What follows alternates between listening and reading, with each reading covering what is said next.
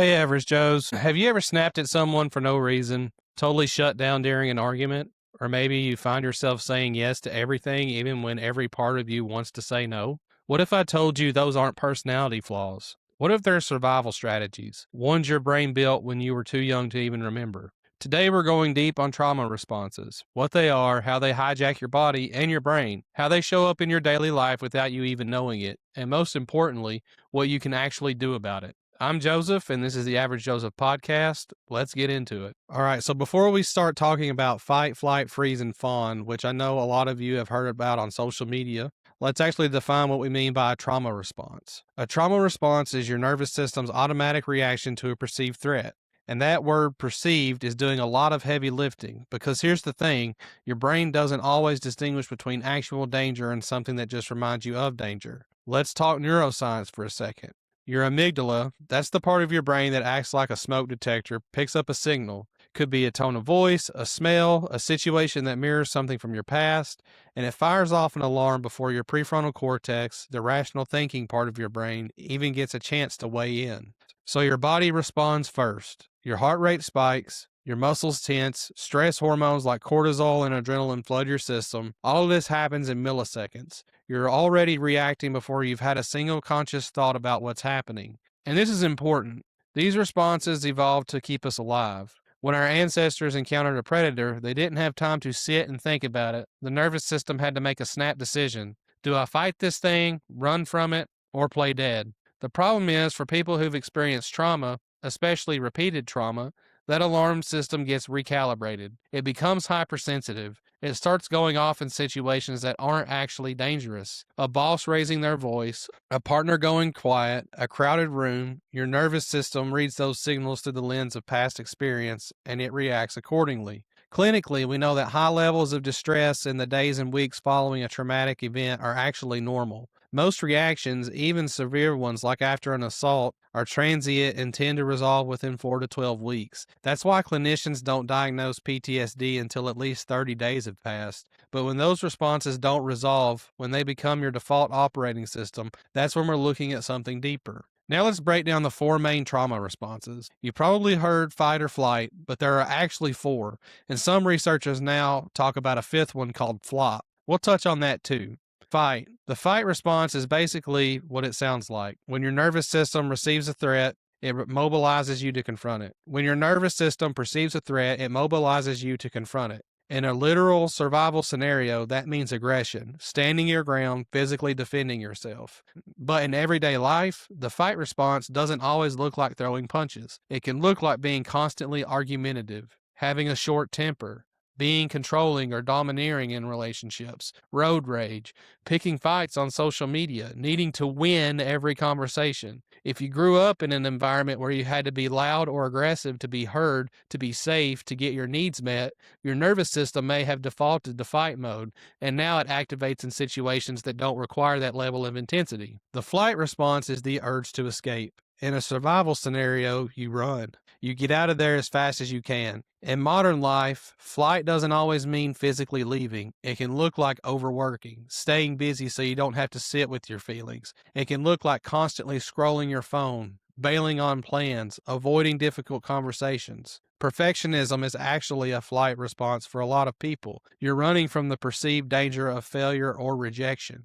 People stuck in a flight pattern often describe a feeling of restlessness. They can't sit still. They're always on to the next thing.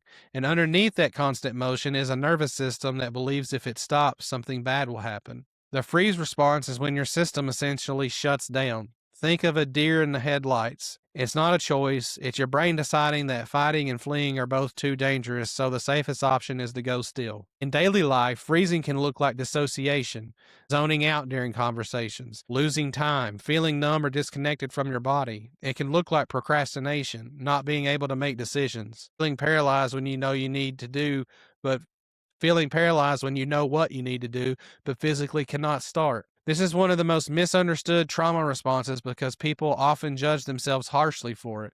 Why can't I just get it together? But freeze isn't laziness. It's your nervous system in a state of overwhelm. It's shutdown, not slacking off. The fawn response is the one that gets the least airtime, but it might be the most common, especially in people who experience childhood trauma in their family environment. Fawning means you keep yourself safe by making the other person happy.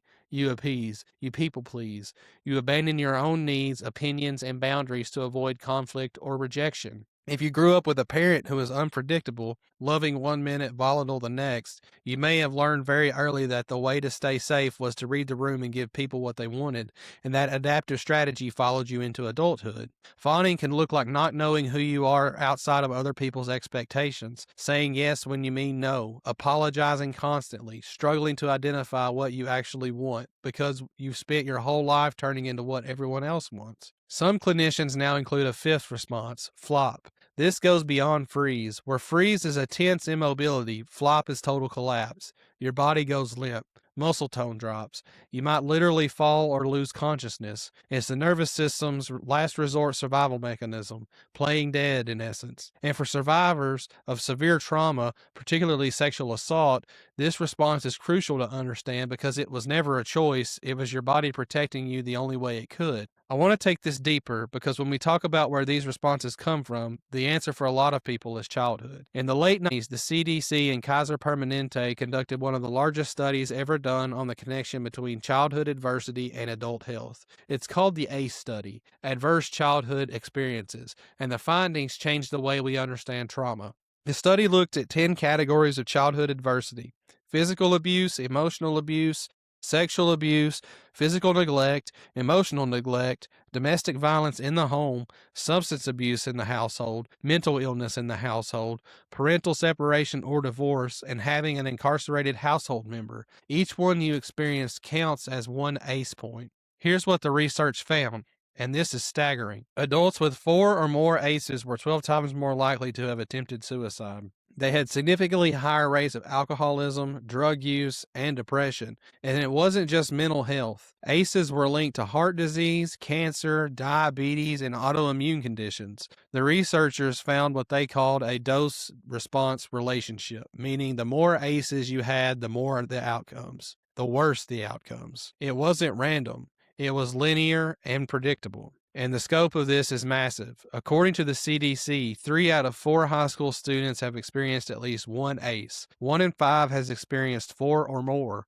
We're not talking about a rare thing that happens to a few unlucky people. This is widespread. So why does childhood trauma hit so differently? Because a child's brain is still developing. When a child experiences toxic stress, ongoing, unpredictable adversity without the buffer of a safe caregiver, it literally alters the architecture of the brain.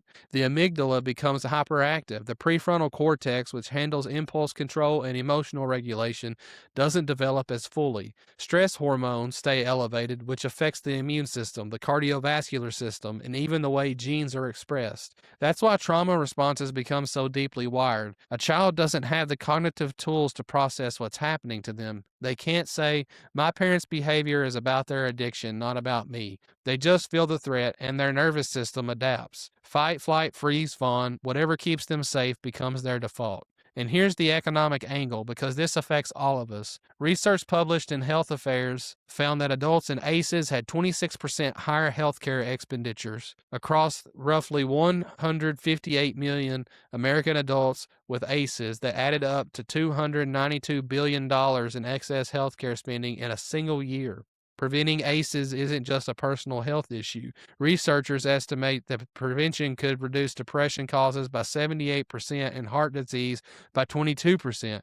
This is a public health crisis hiding in plain sight. So let's bring this back to the everyday, because I think one of the most powerful things about understanding trauma responses is recognizing them in your own life, in moments you might have just written off as, that's just how I am. Here are some things that might actually be trauma responses operating in the background. Constantly over-explaining yourself. That could be fun. A learned need to justify your existence and prevent someone from getting angry. Getting irrationally angry when someone gives you feedback. That could be fight.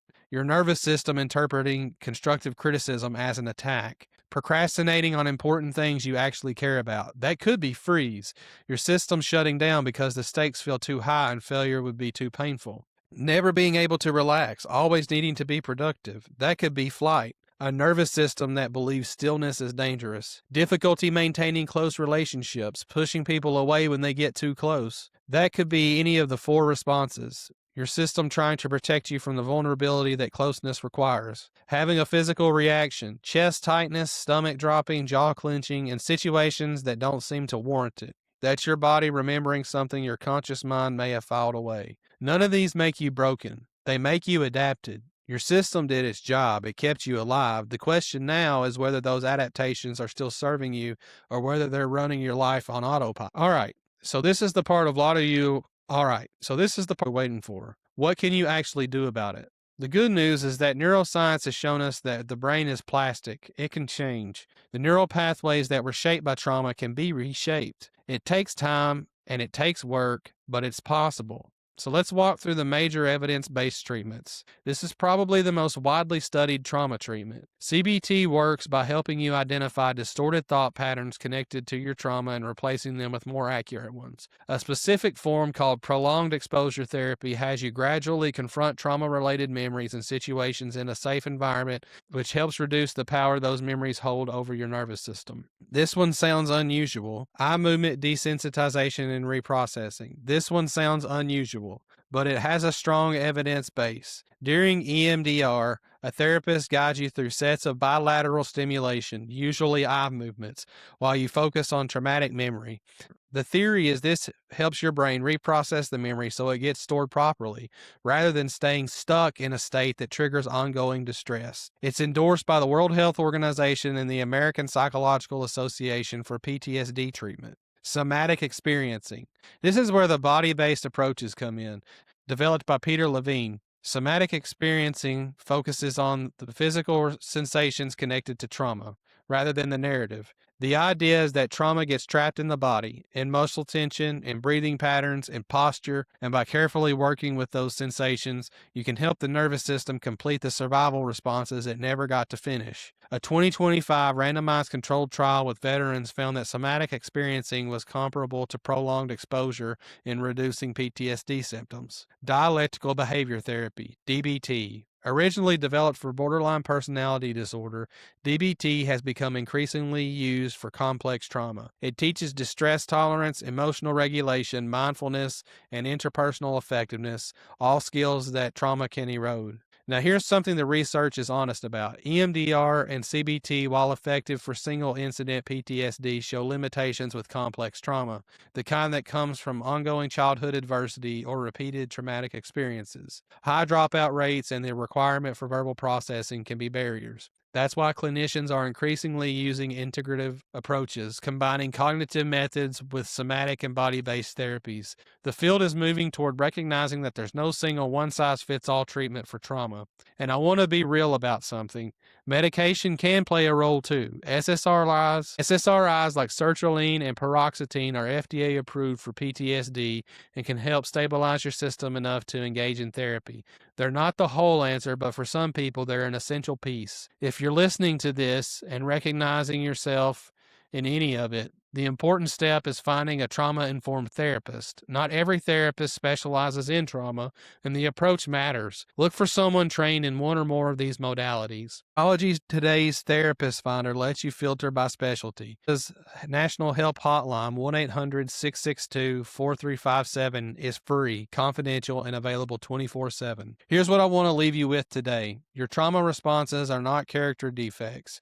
They're evidence that you survived something. Your nervous system did exactly what it was supposed to do. It protected you.